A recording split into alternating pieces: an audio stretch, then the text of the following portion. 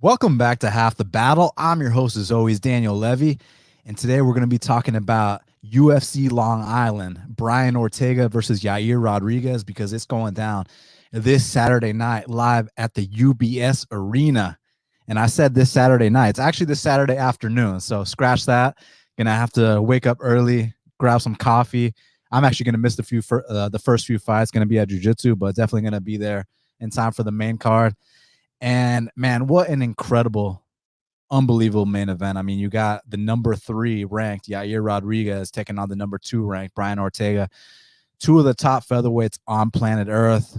Brian Ortega wants that 3rd title shot, and Yair Rodriguez wants that elusive first UFC title shot. So a lot to talk about with this main event, some other good fights on the card. But honestly, I mean, if we wanted to, we could spend this whole show just talking about this main event, because I mean, this is a serious fight. This is one of those fights where it's like appointment television.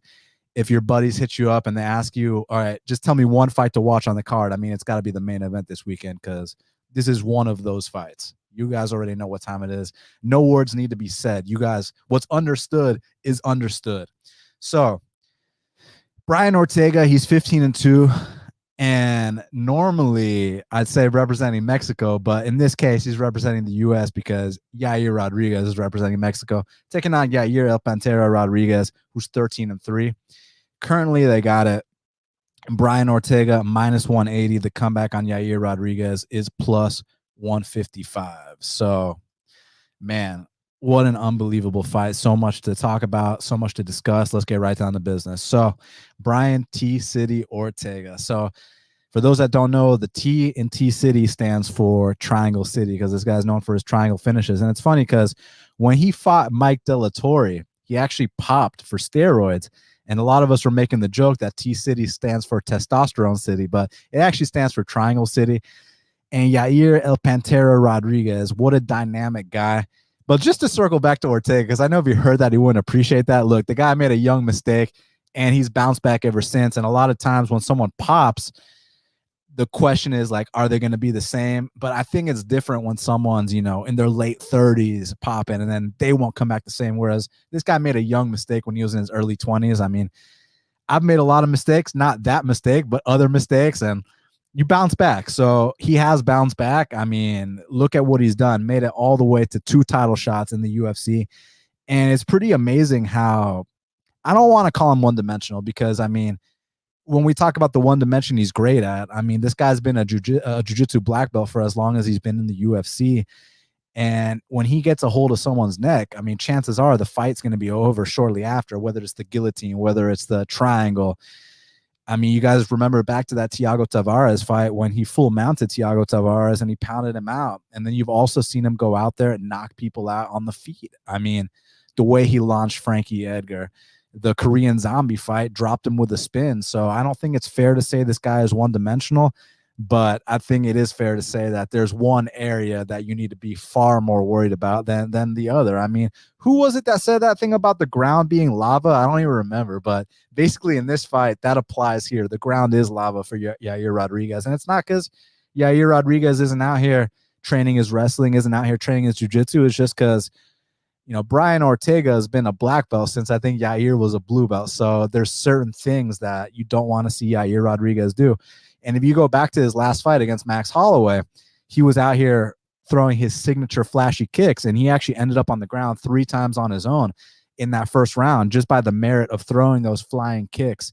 So if he comes out here wild and reckless, you know, he's going to definitely give Ortega the chance there. But the thing about that is he doesn't necessarily have to come out there with that same game plan. I mean, Max Holloway, that was a striker versus striker type fight, whereas here there's a clear threat from Ortega on the mat. So Yair needs to keep it more meat and potatoes. He needs to keep it more basic. And I think that's what he's going to do. I know that's his plan. It's just, is he able to actually do that? It's one thing to think you're going to do something. It's another thing to actually go in there and do it. Because, you know, when the lights are on, the adrenaline's pumping, maybe he lands a big body kick, and then he wants to throw a 360 spin kick. Maybe then he wants to jump off the cage and do some crazy shit. And one of those mistakes ending up on the ground is all it can take against a guy like Brian Ortega, who's as opportunistic as he is, who's as dangerous as he is. And I mean, a guy like Ortega, you look at that fight against Volkanovski, and I mean, yeah, he was getting his butt whooped that entire fight. And then in that third round, one little mistake from Volkanovski, and that fight could have been over shortly after had that been anyone else. And you've seen instances, whereas, like, for example, the Ortega versus Moicano fight, you know, I low-key had Moicano up on the cards. I think officially it was 1-1, but I kind of thought Moicano was winning that fight. And one sloppy shot is all it took for Ortega to snatch that neck. And he's got a knack for these third round comeback finishes, man. I mean, the Volkanovski fight, obviously he didn't get the finish, but he was, you know, let's just say that if you had a Volkanovski ticket, you were definitely clenching those cheeks in that third round. You know what I'm saying? Let's see, the Moicano fight, like I mentioned, even the Clay Guida and the Diego Brandao fights back in the day. I was at the Clay Guida fight at UFC 199, the night that Bisping knocked out Rockhold. There were a lot of fucking awesome fights that night. So I think also officially it was 1-1, but low key, everybody in the crowd kind of thought Clay Guida was up 2-0. And it was basically a point where it was like put up or shut up in that third round. And boy, did Brian Ortega put up, man. I mean, devastating need to knock out Clay Guida. That Diego Brandao fight, I think it was another case where it was like 2-0 Diego Brandao going into the third. And he hits him with like a darce to a triangle. It's been a while since I've seen that fight, but I think that's what the sequence was that finished him. So this guy is dangerous at all points in the fight, and that's what makes this so intriguing, because Yair Rodriguez, like we said, he's got to keep it simple here. It's just, can he keep it simple for 25 minutes? Possibly get a finish, but the thing is, we don't want to. It's hard to handicap a guy with the chin of Ortega getting knocked out, right? It could happen. I mean, no one's invincible. You know, a shin to chin like Yair is capable of landing could knock out anybody. But let's say it does go, you know, let's say Ortega doesn't get finished. Then it's one of those things where it's about not making those mistakes. And I'm not counting out Ortega on the feet, but, you know, obviously anyone can land a bomb, and Ortega does have some, you know, pretty heavy hands. It's just the issue I've had with Ortega for most of his career is that striking defense. He's very reliant on his chin, and for good reason. I mean, his chin's amazing. You saw the Max Holloway fight, you saw the Volkanovski fight. The guy can take a beating, no doubt about it. It's just some of these shots from Yair, like how many shin to chins can you eat, right, before it starts to diminish you. So yeah, there's a lot of different ways this fight can go. It's a very high variance fight. It's one of those fights where they fight 10 times, you're going to see a different outcome every single time. So for that reason, I kind of view it as a dog or pass situation. I mean, I understand people taking the Ortega sub prop. I mean, I get that, but I don't think that's his only path to victory. I mean, I think that the guy has got pretty heavy hands, and, you know, or he can get on top of Yair and possibly pound him out like he did Thiago Tavares. And the one time that Yair did lose a fight, well, actually, the first time he lost a fight inside the octagon, not the only time, to Frankie Edgar. I actually bet him in that fight back in like 2017. You know, he got taken down. He kind of got pounded out a little bit, got his eyes shut. Now, if they ever ran it back, you know, I got Yair over 40-year-old Frankie Edgar. Shout out to the legend Frankie Edgar. What a G. But if they ran it back, I got Yair. But just saying, like, I understand why people take the Ortega by sub prop, but I think there are other paths to victory for Ortega here. Whereas with Yair, it's basically, you know, he's got to keep it standing, and you know he's got to keep it basic. I mean, he's got to minimize the times that he jumps in the air. He's got to minimize the times that he jumps off the cage, that he spins, that he does this, that he does that, because one little spot where he ends up on the mat, I mean, he's got to basically like wait till there's like 10 seconds left in the round to like do some crazy ass kick, unless he's got Ortega so badly compromised that he just says fuck it and takes that risk. So yeah, this is one of those where you really just don't know what's going to happen. So that makes it a dog or pass situation in my eyes. Like, I mean, I get again why people are taking Ortega by sub, but I can't say he subs him, you know, all of the time that they fight. It's about to be, it's a different outcome every single time with guys like this. So it comes down to the approach of Yair, in my opinion, because we know the approach of Ortega. You know, he wants to just be tough, be durable, you know, eat some shots and create an opening to finish the fight. That's basically it, man. I mean, he's going to be swinging for sure.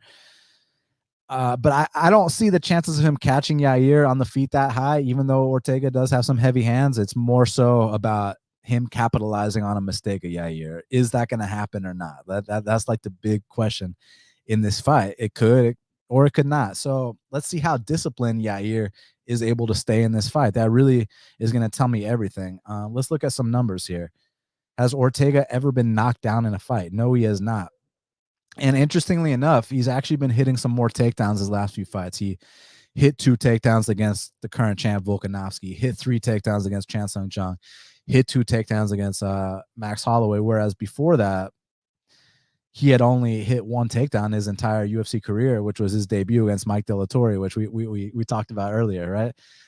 So there's that way of looking at it. And then with Yair Rodriguez, you know, he has been taken down a good bit in his UFC career. I personally think he's better on the mat than a lot of people like to, you know, like to kind of paint him. Like people like to make it seem like this guy hits the mat one time and he's not getting back up. And I understand why, because, you know, his first loss in the UFC against Frankie Edgar, that's kind of how things went down. But you got to understand that was 2017. You know, the kid was on a big win streak. His ego was massive. You know, he was doing the whole bit, you know. They thought he was the next big star, but no one's exempt from that first L. You guys know the deal, unless your name is John Jones or Habib. But if John Jones or Habib stick around long enough, they'd take their first L's too. So that's just how this game goes. So I think Yair's going to be lighting up Ortega on the feet. It's just about, is he going to get a finish? I don't know. Ortega is really fucking tough to finish, man. Ortega is one of the most durable guys, but at some point that chin will go. It's just, am I predicting it to be this weekend? I really don't know. I mean, it's just tough. It's tough to predict something you've never seen happen before. You've never seen happen before.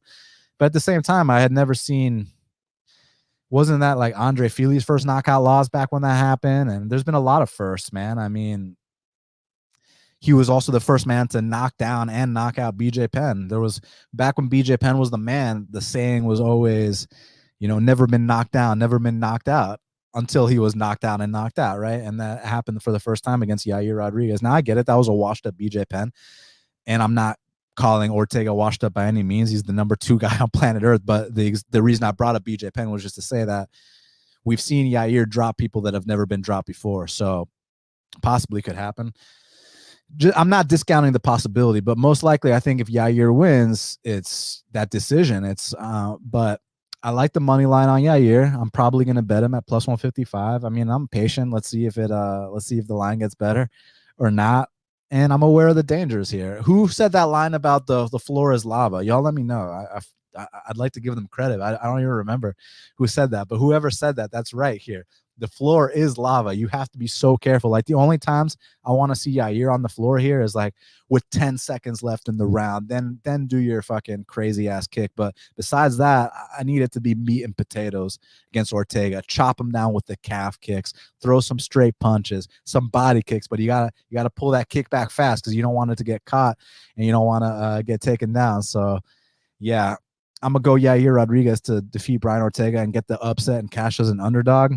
But again, you know, like I've been saying, you know, people that took the Ortega by sub prop, I understand why. Like Ortega will literally be losing these fights and then just pull something off. And you can't call it flukes because he's done it how many fucking times? Like if it was a one-time thing, then okay, then you can call it a fluke. But when he did it to Diego Brandao, he did it to Clay Guida, he did it to Renato Moicano. That's 3 fights in a row that he did it.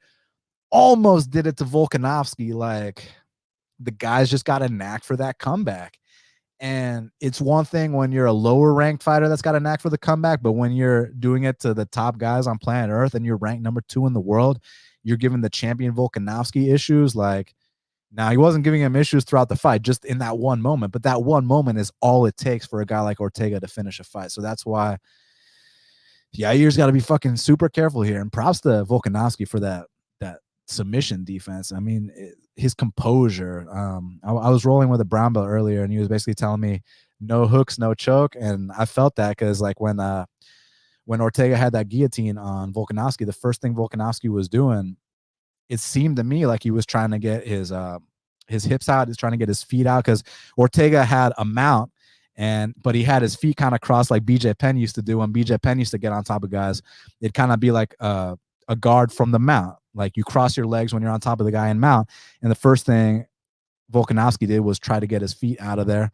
And then he started fighting the hands, which was interesting. And he was flat on his back. Like he wasn't panicking. Like Volkanovski is a G, man. Like, to survive something like that, and then right after that, after you've already used up a lot of energy to escape that guillotine, a triangle choke like came right after it. And what's crazy about Ortega is Ortega was getting pounded on, and he was still able to lock in a triangle. Now, props to Volkanovski for surviving. Can someone else survive? I'm not so sure. So Yair's got to really pick his weapons in this fight, man. Like, in all areas. Like, you can have this guy hurt, dead to rights, and he can still submit you. So, but I think Yair is capable of being disciplined. It's just, you can't get carried away like you did against Jeremy Stevens. You can't throw, 360 spin kicks multiple times in the first round like you did against Max Holloway. But I think he knows that. If you guys heard his interview, he said, I just need to keep it basic here. And I think he's capable of doing that. So hopefully he does it, because I'm going to most likely take the underdog shot on Yair here. And let's see what happens. A lot of people, I've been seeing people say that, oh, Yair or Ortega needs to focus on his wrestling and this and that. And acting as if Ortega doesn't know, takedowns and this and that. I think that's bullshit. I think if you actually hear Ortega talk about his philosophy, he says that attempting takedowns is very tiring, and it is. Anyone that's grappled before knows that. I mean, unless you're, a long time wrestler, even then it's tiring, but those guys just are built different. But when you're a jiu-jitsu guy, I mean, he said that basically he likes to bang and create that opening, whether it's you shooting on him, and him snatching the neck or whatever the case may be. So Ortega's as opportunistic as it gets. And he might go for a takedown or two, maybe. And if he gets one and passes the mount, the fight could be over shortly after. He takes the back, could be over right away. But I don't think his wrestling obviously is as good as his jiu-jitsu. But the reason is not because he's not out here drilling his takedowns. It's because his approach, like he said in that interview, man, he likes to bang. Going for takedowns is very tiring. He doesn't want to be, out here huffing and puffing, because he's already susceptible to getting hit on the feet. You guys see how his defense is. He eats a lot of shots. Doesn't have the best reactions either when he gets hit. For some reason, hasn't been wobbled or dropped yet, which is crazy. But kind of reminds me, like, if you guys watch Gilbert Burns early in his career before he started knocking people out, like, he was kind of a defensive liability on the feet too. Like, that was one of the things that was my criticism for Burns back in the day. Not anymore, because he's definitely tightened some things up. But back in the day, he just used to get pieced up standing and would just blast double someone, or they shoot on him, or whatever the case may be. He's always had heavy hands too, but his defense has gotten a bit better. Not, it's obviously, we're not talking Volkanovski level defense or anything like that, but compared to what it was, it's gotten better. So let's see what Ortega can do here. But I'm going to go with Yair. Keep it basic. Chop him down with calf kicks. Throw straight punches. Don't take any stupid, unnecessary risks, and possibly come out here and win this decision. So we'll see. It's going to be sketchy. There's going to be some sweats. And there's always the chance that he can be winning the fight, and one mistake is all it takes for Ortega to finish. But I'm going to go Yair via decision. So y'all do me a favor, smash the like button, hit the subscribe button. We'll talk about this next fight in a sec. Let me see what y'all are saying. All right, my boy Michael's on point. He said, already hit the like button. Let's get to the breakdowns. Michael understands the assignment here. My boy DFS Whisperer said, what up, Dan? Looking forward to this main event. So am I, man. I didn't know you were from Georgia, man. That's what's up. Let's see. Michael also said Ortega arguably has fought Holloway and Volkan the peak of their powers. I think he meant the peak of their careers. Yeah, I mean, no doubt about it. They were both champ when he fought them, so I can't argue with that. And Andy G said these guys will put on a war Mexican style. I look forward to that. I could definitely see it being fight of the night. The Burns said Ortega is the big nog of MMA. I know what you're saying, dude, because like back in the Pride days, dudes would just pound on him and then he'd pull off the sub out of nowhere. Shit was crazy. Let's see what else y'all got for me. All right, I think that's about it. There was one comment I saw earlier, but I don't see it anymore. Hold up a sec. Okay. Someone said something about Ronnie Lawrence, but he didn't say nothing about that 5-unit risk on Rafael Fiziev though. Some of y'all are selective with that shit. Anyways, let's talk about this co-main event. So Next up in the strawweight division, co-main event of the evening, we got Michelle, the karate hottie Waterson. She's 18-9, taking on Brazil's Amanda Lemos, who is 11-2. Currently, they got it. Amanda Lemos, just depends where you look, everywhere from -300 to -350. The comeback on Michelle Waterson is everywhere from +250 to +275.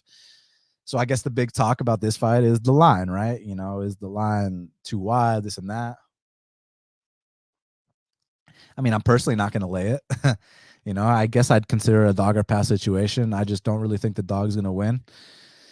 I got questions about Michelle Waterson. Is she still into this shit? Not to mention a lot of the fighters that have been training at Jackson Wink.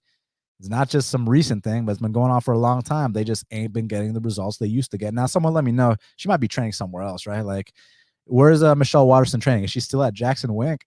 The camp that hasn't evolved, like the camp where like all their best fighters have left them, minus Holly Holm, and she's out here crying robbery. And if you didn't bet on Holly Holm, then you can acknowledge how that wasn't a robbery, unless you bet on her and you're not biased. I mean, it was a close fight that could have gone either way. So I basically I love Michelle Waterson. She's exciting. She's got a great personality. She's good for the sport. She's got a good head and arm throw, a side kick. She's very easy on the eyes. I'm a fan. I just haven't seen much evolution in her game. Period, point blank. There's things to be worried about if you're on Lemos here at a price like that. I mean, Michelle Waterson from time to time has been opportunistic on the mat. You saw her take Joanna's back. You've seen her. She's tough, man. I mean, that Angela Hill fight wasn't going her way at first, and you saw her pull it out in the deep waters. So that was cool to see. So I mean, with Lemos, what she brings to the table, technically speaking, it ain't the best. But the thing is, one thing we've been talking about with the strawweight division and a lot of these women's divisions is that power can overcome technique a lot of the time. Athleticism and strength can overcome proper technique a lot, because these girls aren't always used to someone hitting with the kind of firepower that someone like Amanda Lemos has. So that's what Michelle Waterson's got to look out for. I mean, I think if they go technique for technique, Michelle Waterson would win, but it's just if they're going force for force, I see Amanda Lemos landing with a lot more force. Then there's the questions about Lemos's cardio. I mean, yeah, she lost that third round against Angela Hill, I believe it was. Was it the second or the third round? One of those. So, I mean, when you're that explosive, when everything you throw is with 100%, it's just natural that you're going to slow down. So, yeah, definitely I would favor Michelle Waterson if this hit, the late second round, the third round, stuff like that. But I think that Amanda Lemos can have an impact early, and that impact early might be enough to get a finish, or it might be enough to sway the judges to her favor if this fight goes all three. So I'll lean with Amanda Lemos, but I'm not crazy about laying a price like that on her. And also, there's a lot of sketchiness if it hits the mat. I'm not saying that Amanda Lemos was some white belt or anything like that, but I am saying that we've seen Michelle Waterson hit that judo throw in a lot of fights. We've seen her take the back of elite fighters, Joanna and Jacek. We've seen her choke some people out. So we've seen an armbar here and there. So that's what you got to be worried about if you're on the Lemos side, or Lemos badly fatiguing, and then maybe Waterson can have some success striking down the stretch. But I'll go with Lemos to, just do the Jessica Andrade, do the, who are some of these other powerhouses that beat people that have better technique just because they're more physical, they're more impactful with their shots. It's got to be one of those cases if Lemos is to win this fight. So I'm going to go with Lemos here. Featured bout in the welterweight division, we got Jingliang, is 18-7, representing China, taking on Muslim Salikhov, who's 18-2, representing Russia. But this is actually a big fight in China, because back in the day, Muslim Salikhov, when he was doing his Wushu Sanda, a lot of those fights were back in China. So like he's like a star in China. And then obviously Jingliang is the most famous Chinese male fighter in UFC history. At one point he was the most famous Chinese fighter in UFC history, but then, Weili Zhang came along and won the belt. But as far as male fighters are concerned, Jingliang, he's the king of China when it comes to male MMA. And I mean, as a fan, how can you not love Jingliang? But before I say that, let me say what the odds are. Currently, they got it. Muslim Salikhov minus 160. The comeback on Li Jingliang is plus 145. So how can you not love Li Jingliang? My boy Dominic said Song Yadong. Yeah, Song Yadong is a stud too. And I actually see Song Yadong going farther than Li Jingliang, but I think Li's a bigger star just because he was like the first like Chinese male to really like put them on the map, first to kind of hit the rankings, and he's had so many memorable knockouts. But I definitely see Song Yadong getting up there, and maybe one day Song Yadong can fight for a title. But anyways, how can you not love Li the Leech Jingliang, man? I mean, the guy is one of the most exciting fighters in the UFC today, and he's as dangerous as they come. Let's pull up with these numbers real quick. I mean, this guy knocked out Santiago Ponzinibbio, knocked out Elizeu Zaleski, and didn't just knock him out, dropped him 3 times in that fight. And he's had so many wars in the UFC where, I mean, you know that you get cracked by a guy like Li Jingliang, chances are you ain't recovering, and that's what we got to be worried about here with Salikhov. You know, I like Salikhov a lot. I've made a lot of money on him. I think he's a very disciplined fighter. I think he's come a long way. I think he's been leveling up all aspects of his game, but he's getting up there. You know, he's about to be 38 years old. And you could be technically better than Li Jingliang, but you get cracked by a guy like Li Jingliang. And kind of like they say, you know, when you get hit in the face, a black belt becomes a brown belt and a brown belt becomes a purple belt, this and that. Well, when Li Jingliang hits you in the face, the Wushu Sanda master becomes the Wushu Sanda apprentice, you know? So it's one of those things that Muslim Salikhov has to play it safe, which he's pretty fucking good at. But on the flip side of things, I have to mention that Li Jingliang's been dropped his fair share too. For example, got dropped against David Zawada, got dropped twice against Jake Matthews, got dropped against Bobby Nash, got dropped against Keita Nakamura. So he's been knocked down his fair share of times, but his chin is unbelievable. The guy's able to recover. It's just you get dropped with a spin kick from a guy like Muslim Salikhov, and I'm not sure if you're going to be able to recover. So I think this is another high variance fight where it's like, who's going to hurt who and who's going to be more impactful. Now, if this goes all 3 rounds, I do see Salikhov kind of slowing down the pace a little bit, being on point with his counter shots. But the argument for Leach winning the decision is, you know, he could be getting outstruck, and one knockdown, he wins the round. One wobble, he wins the round. So with a heavy hitter like that, Salikhov's got to be extra careful. But look, from a DraftKings perspective, obviously you would need a knockout from Salikhov. But from a just betting perspective, you don't need a knockout from Salikhov. You just need him to play it safe. And that's completely fine. Like, I don't mind dudes slowing down the fight and fighting at a slower pace if that's what needs to be done to win the fight.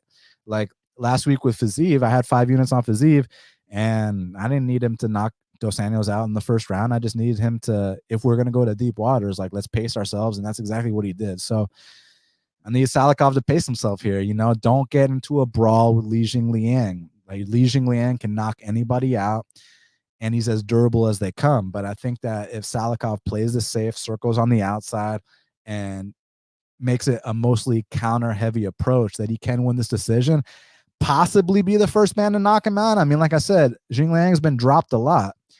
And when a guy like Salikhov drops you, chances are he's finishing the fight. But even if Salikhov gets a knockdown and doesn't finish him, he's got to be able to play it smart and ride out the rest of the round, get that decision. So I'm leaning Salikhov here. It's just, I know what we're up against. Li Jingliang is a very dangerous guy, and he's a very unpredictable guy. Like, right when you think you have this guy figured out, that's when he goes out there and knocks out Elizeu Zaleski. Right when you think you have this guy figured out, that's when he gasses out 30 seconds into a fight with Neil Magny. Right when you think you have this guy figured out, that's when he knocks out Santiago Ponzinibbio in the first round. So it's just, Li Jingliang fights are tough to call, but I do lean Muslim Salikhov. I think that, again, has to keep it disciplined, has to be focused for all 15 minutes here, because one mistake is all it takes for a guy like Li Jingliang to put your lights out. And maybe Jingliang can mix in a takedown or two, but I actually think that Salikhov has been getting better in all areas. I think his takedown defense has improved, and I also think his offensive takedown game has improved, defensively and offensively. Man, he's made a lot of strides in his wrestling, and I like what I've been seeing. So DraftKings perspective, yeah, you need that knockout from Salikhov to cover, but betting wise, I just need him to play it safe, slow down that pace, counter, and come out here and win this decision.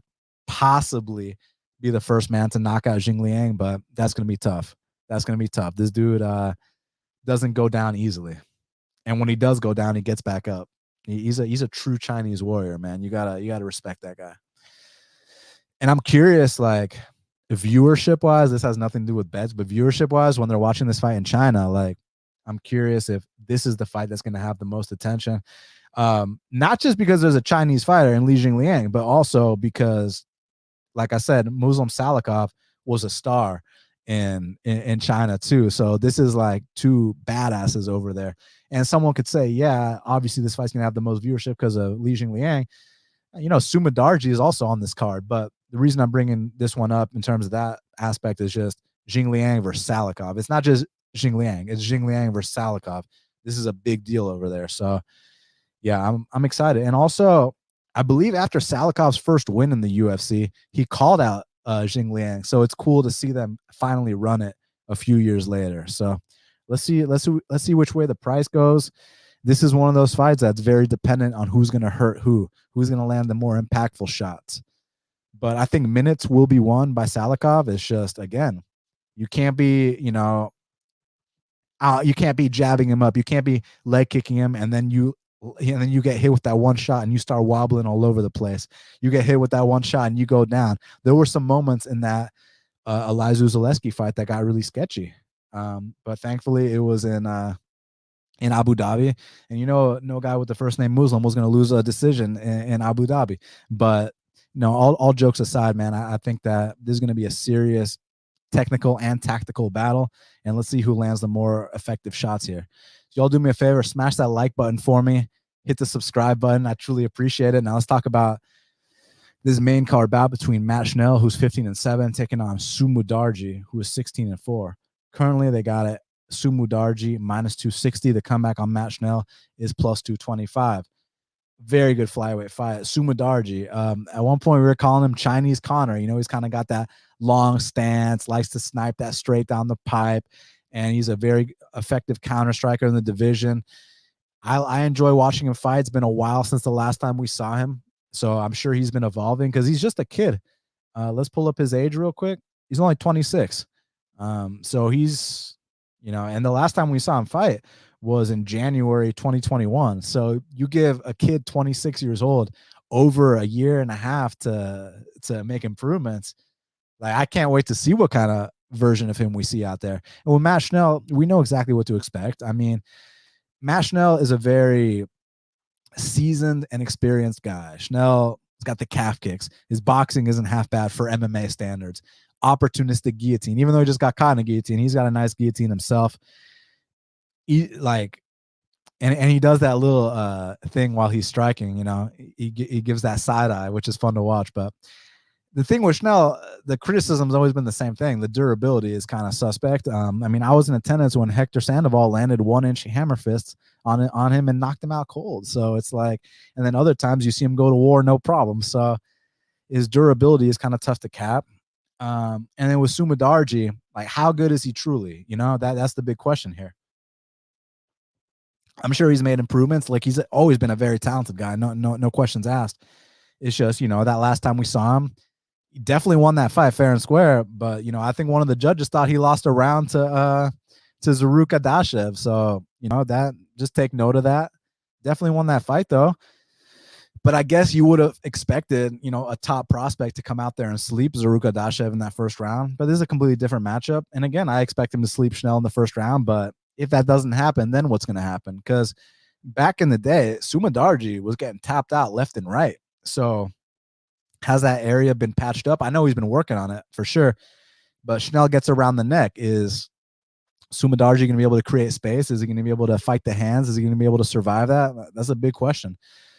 So, I mean, I actually think Schnell's a better fighter than him. It's just that durability lets Schnell down a lot. I don't know what it is, man. Like, the guy will be looking great in fights and then will just get slept. Like, even in his UFC debut against Rob Font, he was looking really good against Rob Font, and then boom, out of nowhere. The Hector Sandoval fight, he wasn't looking half bad, and then boom. And then obviously I really enjoyed the triangle choke, the back-to-back triangle choke wins that Schnell had against Smolka and Espinosa. And I mean, he went 3 rounds with Tyson Nam, who's a pretty damn heavy hitter, and he didn't get knocked out there. So it's like, it's tough to cap this guy's durability. Like, what happens if Mudaerji doesn't get him out of there? Does he cover that price tag? That's my big question here. From what I can see, Mudaerji is a pretty damn talented guy. AY asked me, what is Mudaerji's ceiling? Exactly. That's the big question. What is his ceiling? I don't know. Like, he's definitely talented. I'll tell you that much. He's definitely a lot of fun to watch, but there's a lot of questions that need to be answered. Like, what happens if the fights hit the mat? Because back in the day, when fights used to hit the mat with Sue, they'd be over shortly after. But, you know, he was just a kid back then. Should we write it off that, you know, he was 19 years old, he was 21 years old, whatever the case was. Now he's at Alpha Male in California, working on his wrestling every day. Is he at Alpha Male? Or I thought he did some work at ATT in Florida too. But bottom line, at least he's out his comfort zone in the United States. I'm pretty sure he's in Florida now. I might be wrong about that, but someone let me know. So it's tough to say what his ceiling is. I think this fight will let us know a lot, especially if it goes 3 rounds. I mean, if he catches Schnell early, that's still impressive for sure, because the guys that have caught Schnell early, besides Hector Sandoval, have all been good. I mean, Alexandre Pantoja has 2 wins over former champion Brandon Moreno. Rob Font made it to the top 5 upper weight class at bantamweight. So these guys that have been catching Schnell, for the most part, are pretty damn legit. So let's see. And then also, back to what I was talking about earlier, you give a kid like this, who's 26 years old, Mudaerji, a year and a half to make improvements. Let's see what this new version of him looks like. He's still becoming a grown man. So let's see. Valerie says Mudaerji had knee surgery. For a fighter who uses a lot of movement, I don't know how that will affect him. I mean, I appreciate you letting us know that he had knee surgery. That's good to know. I don't think that, you know, his mobility is going to be affected. If anything, I think it'll probably be improved. Like, he probably just had to get something corrected. It's like when the fighters get a lot older and they've had multiple knee surgeries and then they come out wearing like 2 knee braces. That's when it's like a cause for concern. But for a kid that age, he's probably going to be looking better. That's my assumption. So look, at the bottom line is I'm going to go Mudaerji. I think that this is a prospect matchup where they are trying to test out Sue, see exactly where he's at. I think it's a test he can pass. But again, Schnell's not a bad fighter at all. It's just Schnell is kind of hit or miss. Skills-wise, Schnell's good. It's just, again, you've seen 1-inch hammer fist knock him out. You've seen him beat up Brandon Royval and then dive headfirst into a guillotine. So whether it's the decision-making, whether it's the fight IQ, whatever the case may be, the durability, there's, like, Schnell can be considered hot and cold. But it's a good test. It's a good test for Sue. So let's see if he passes. I'm gonna say he passes. Now, next up, this is really exciting. On the main card, in the featherweight division, we got a matchup between Shane Burgos, he's 14-3, taking on Charles Jourdain, who's 13-4-1. It's not Charles, it's Charles, because he's French Canadian. Currently, they got it. Shane Burgos, just depends where you look, -165. The comeback on Charles Jourdain is +145. I love this fight. Amazing fight. If this was like in a year or 2 from now, then I would definitely take the dog odds on Jourdain, because I think that he's one of those kids. How old is he? He's just a kid too, right? Let's see how old he is.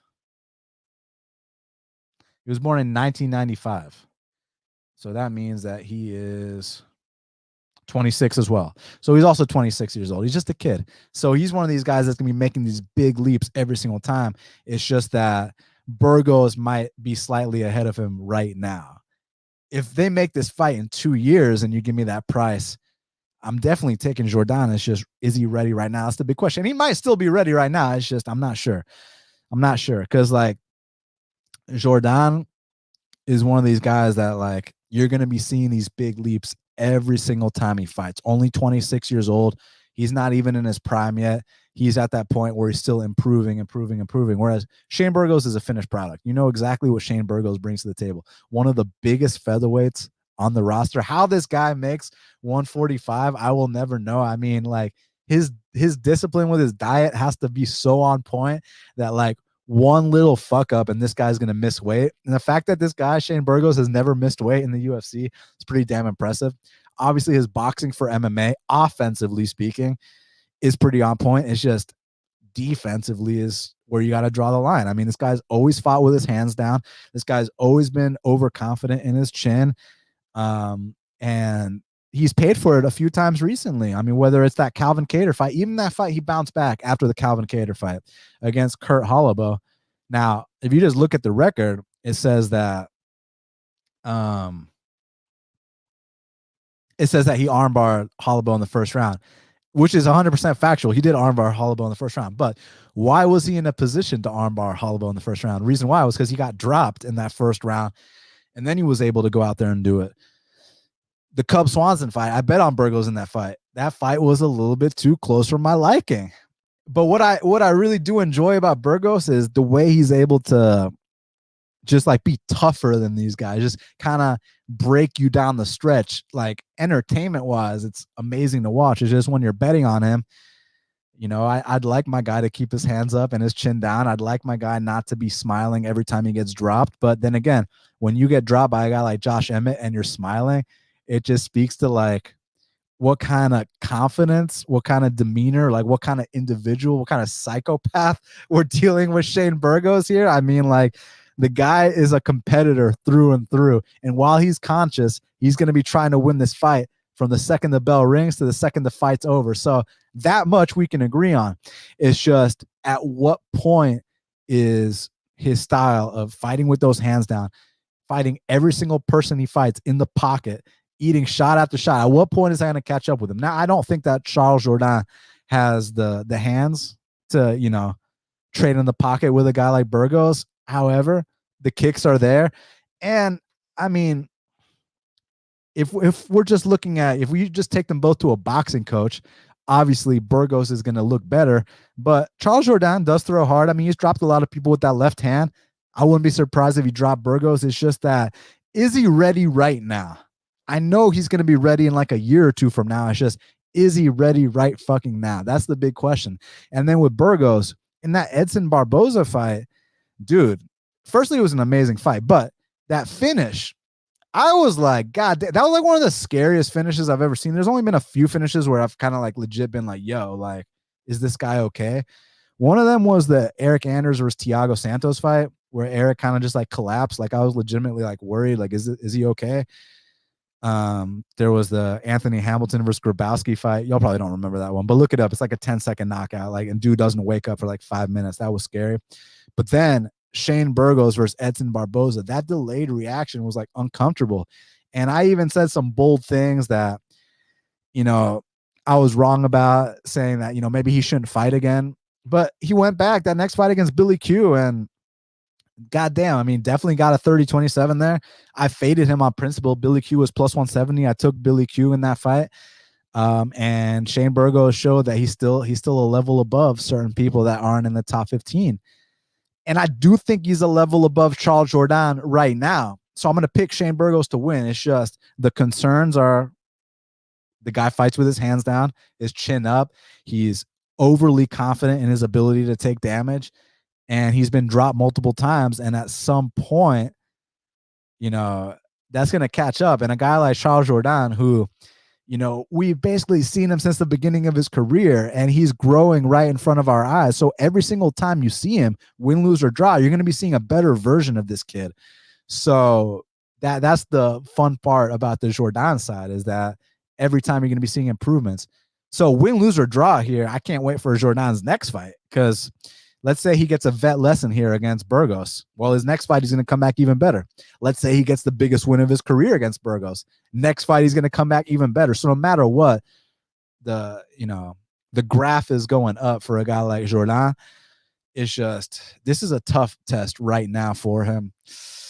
It's tough. I really wish this wasn't a year or two from now, because then I would confidently take Jourdain again. If this was in a year or two from now, you let Burgos take a little bit more damage, you let Jourdain get a little more experience, then I think you'll be ready.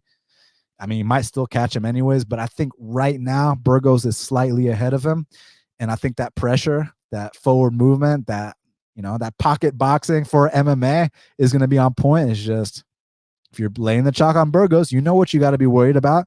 Guy fights with his hands down. Guy's overly confident in his chin. Guy lives in the pocket. I love it as a fan. As a betting man, you got to be concerned. So I will pick Shane Burgos to win this fight, but it would be cool to see Charles Jourdain like come out here and get the biggest win of his career. I'm a big fan of Jourdain. I really am. And I can't wait for his next fight after this. I'm really curious to see if he passes this test or not. This is going to let us know a lot, but regardless, he's only 26. He's just a kid. Imagine what this kid's going to be like when he's 29, when he's 30, when he's 31. I could see him cracking the rankings for sure by that time. So, yeah. I'm going to go Shane because of where he is currently, but you know, you guys know the risks associated with betting Shane Burgos, so you guys understand what you're doing. Matthew asked me, is it the bigger cage this weekend? Yes, it is. We got confirmation they're fighting in the big cage this weekend. It's basically going to have like a pay-per-view type atmosphere. This is not your typical fight night. This is, I mean, a main event like this, I'd pay the price for it. Y'all do me a favor, smash that like button, hit that subscribe button, all 70 plus of you that are in here. I truly appreciate y'all being here with me. Now, my boy Billy Briz said Burgos is 6-0 in New York. So I'm guessing Shane is looking to continue that trend here, obviously.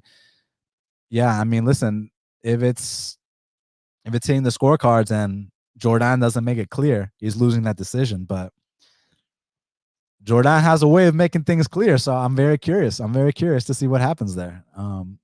One thing we can agree on is it's going to be one of the best fights of the night. That's understood. If not, one of the best performances of the night. I'd be shocked if some guy is, humping the other guy's leg and the crowd's booing and this and that. Like, crowd ain't gonna be booing in that fight.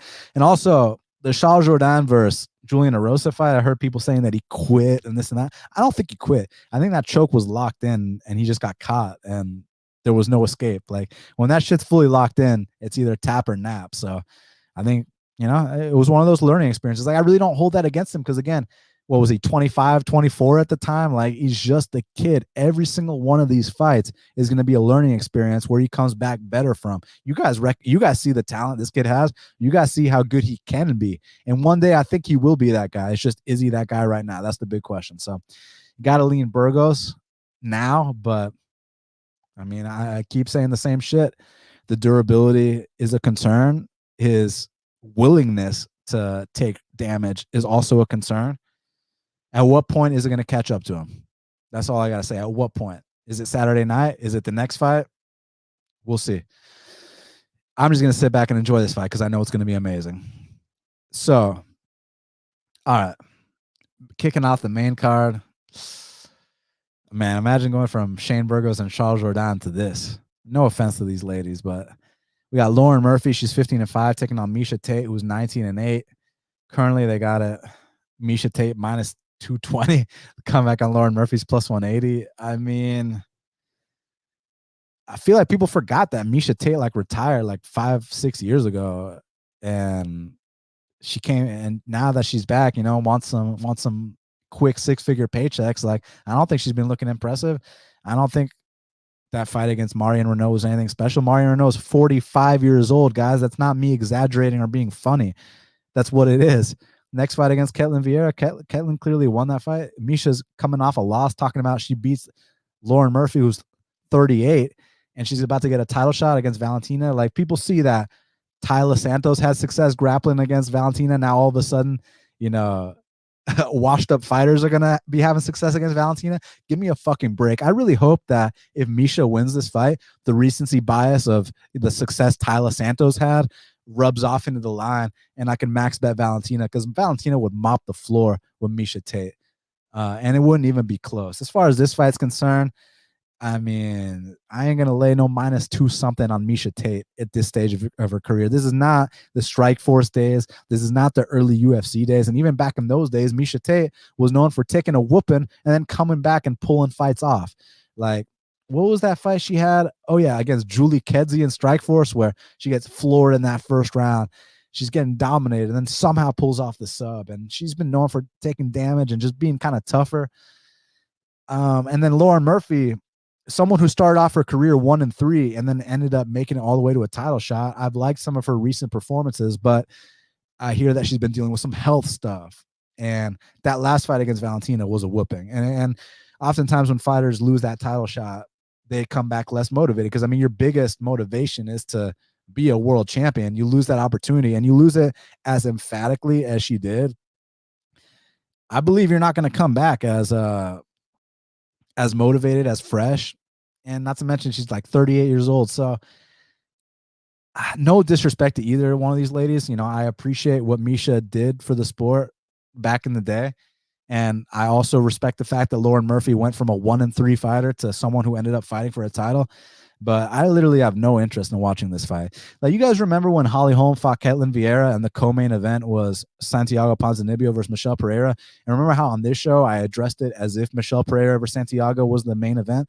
Like, I didn't even watch the Holly Holm versus Ketlin Vieira fight. Like certain things like you don't need to see. And someone can say, oh, you're not a true fight fan. Yeah, shut your fucking mouth.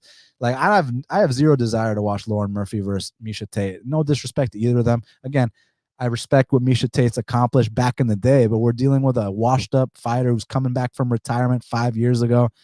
I'm not interested.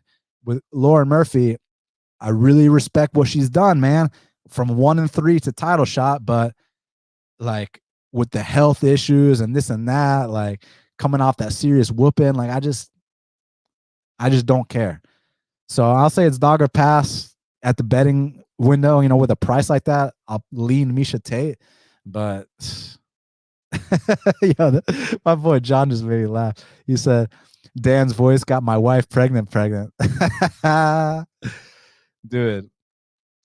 don't know if I should say this, but you ever had someone hit you up like and be like, you ever had a chick hit you up and be like, my husband wants to watch you do me? Like, nah, dog. So we can't be doing all that. We can't be doing all that. Anyways, random. Oh my God, random Malakas. That's a funny question. I wish your name was Random Marcos. That I would have thought that was funny. But he said, "Will you watch it on your next tape studying session, or do you value your time?" I value my time, man. Like, I'm not gonna be. Yeah. Let's move on. Yo, what's up, Clint?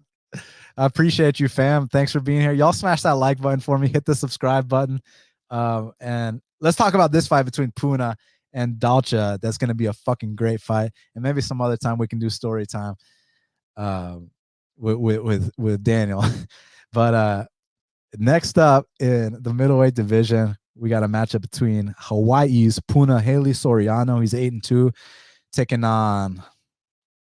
I gotta remember where from Africa my boy's from. Okay, Congo's Dalcha champion Lungiambula, who's 11-4. Currently, they got it Punahele minus 225 to come back on Dalcha's plus 190. So, yeah, Dominic, let these motherfuckers know what time it is, bro. Like, 14 likes and 90 viewers. Come on, man. Like, y'all can talk all your shit in your Discord chats and your group chats on Twitter. Do that on your own time. But here, no one's going to know you like the show. No one's going to know you're watching. So do me that favor and smash that like button, because it helps out the algorithm they like to talk about and all that. And we're just trying to grow this show, grow this channel. It's just me and y'all. So let's fucking do it, man. Do me that favor. And I promise I'll give you guys timestamps and all that shit. And yeah, I appreciate y'all.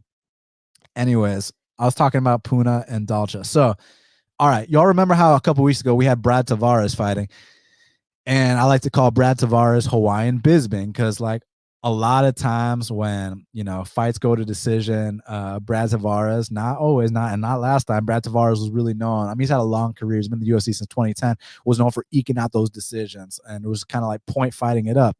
Whereas yo, y'all are distracting me with these fucking funny ass questions. Whereas Punahele, I like to call him, if Brad Tavares is Hawaiian Bisping, I like to call Punahele Hawaiian Vitor. Destructive from that southpaw stance. This guy's got that one hitter quitter power, and when he smells blood, he blitzes guys and he gets guys out of there, man. I mean, the way he did Dusko, and that was back before Dusko had taken a couple L's. That's back when Dusko was this undefeated guy, brimming with confidence, and the way Punahele knocked him out, like, goddamn, this kid can crack. And then he's also what is he, a D3 All-American, something like that? He's got a wrestling background. Even that last fight against Nick Maximov, like, okay, yeah, on paper he lost the fight, but like the fact that he was able to stuff all those takedowns, I thought that was pretty impressive. And then with Dalcha Lungiambula, I'm a fan, man. I'm a fan. Look, I know that is not the prettiest. I know that, technique-wise, it might be this or it might look a certain way, but like, I love watching this guy fight because he swings big bombs, man. And if you go back and you watch some of his fights in the South African scene, back when he was the double champ, pull up his fight against Alan Badeau. Like, I know y'all have been seeing Alan Badeau in the UFC, like, win these first rounds and then kind of quit in the second round. But like the way Dalcha knocked him out in like the first exchange and just sent them, crashing like a tree, like, goddamn, like Dalcha can crack, man. So I see this being an exciting fight. Like, I lean Puna. Let me see where these odds open. First of all, I'm very curious what Vegas was thinking. Oh shit, Vegas was saying -275. So Vegas think Puna's a lock. I mean, I lean Puna, but like, I could see this being a toe-to-toe brawl where either guy can get clipped. Both guys hit extremely hard. And then Dalcha's last fight against Brundage, I thought he was looking pretty damn good until he shot that sloppy shot and got his neck snatched against an opportunistic guy. And shout out to Brundage, man. 2 back-to-back first-round finishes. I would have never called that. So he's proved me wrong with both those fights. So, yeah, I'd say Puna is probably a bit more cleaner. And real quick, anybody here in Vegas? Because I think Puna is at Extreme Couture, but didn't Dalcha go to Extreme Couture for a little bit? So are these guys like familiar with each other? Like, are Dalcha and Puna like former sparring partners by chance? Someone that knows about the Vegas scene, let me know if that's the case. Because then I want to find out. I want to get some inside info. I want to find out what those sparring sessions were like between Dalcha and Puna. The Burn said Gore is on a permanent fade after the Brundage fight. I wouldn't say that. I mean, the guy's only 4-2. He's a baby in his career. Let him get to 10 pro fights. Let him get some seasoning. And I think that Gore can get better. It's just that when you get rushed into the UFC as a 3-0 fighter or whatever, 3-1, 4-1, whatever it was, like, he was just too early. But the guy is a good athlete, just needs some seasoning, needs some experience. That's why people go on the regional scene, build up their records and then go to the UFC. But UFC thought this guy was talented. That's why they signed him when they did. But you can't make up for seasoning. You can't make up for ring time. So I think Gore just needs some more experience, more seasoning. He'll come back better. I mean, the guy's very talented. It's just you got to give him a chance. Burns said anyone who loses to Brundage is an auto fade. Yeah, that's so black and white to say. Brundage has had like 3 times the fights as Gore. Like I said, let Gore get to 10 pro fights and then we'll talk. But right now he's just too green and too young to be in the UFC. That's all it is. Give him some time, give him some experience, and we'll see what happens down the line. A bunch of guys have lost fights to guys that they would beat as their best self. Like, for example, Beneil Dariush lost to Ramsey Ninja, my first round knockout in his second UFC fight. You mean to tell me if they ever ran it back, Beneil wouldn't just mop the floor with him? Like, shit happens, man. This is fighting. Like, people got to pay their dues. It's just part of paying your dues. But back to this. Someone from Vegas that has some knowledge on the situation, let me know how these sparring sessions between Punahele Soriano and Dalcha Lungiambula went down, because I'm very curious, man. Because I personally don't see Puna being this big of a favorite. I mean, I see him being a slight favorite. I think he's a bit cleaner, a bit more well-rounded, this and that, whatever. But we like to talk about that African power. It makes up for a lot, but it's not just the African power. That Hawaiian power and that Hawaiian durability on the Puna side is also something. So I'm talking like it's a pick'em, but it's not a pick'em. I'm saying, Puna -150, Puna -170, something like that. But -225, -240, I'm not so sure. But let's see if he treats him like he's -225. Let's see if he treats him like he's -250, right? If he does, then, but as of right now, I see it being slightly closer, but someone let me know. Like, hey, y'all, my friends at Extreme Couture, I'm not going to leak no names, no nothing like that. But y'all slide in my DMs. Tell me how those sparring sessions between Puna and Dalcha went. Like, was Puna just getting the best of him and y'all leak that info to the odds maker? Or was Dalcha having moments and y'all were feeding them some bullshit info to try to get a good line on Dalcha? Like, I need to know exactly what the case is before I have a confident pick. But lean is Puna, but I need some answers about those sparring sessions before I sit down with any kind of confidence.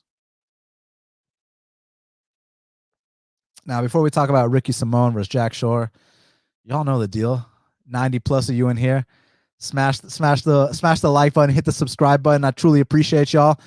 My boy Michael said, pass those DMs along, Dan. Hey, we'll see what happens. I'm curious what the word is. You know, if we'll just see what people say. Random Marco says, that's what I'm gonna call you from now on. He said Puna got embarrassed in a kickboxing match versus Brendan Allen. Dalcha is the side betting wise. Yeah, but Brendan Allen, you know, it was a lot more experienced than Puna. You gotta understand that. Like, I know that Brendan Allen is mostly known for his grappling abilities, but Brendan Allen's got like twice the experience of Puna. Again, guys, experience counts for a lot in this game. It truly, truly does.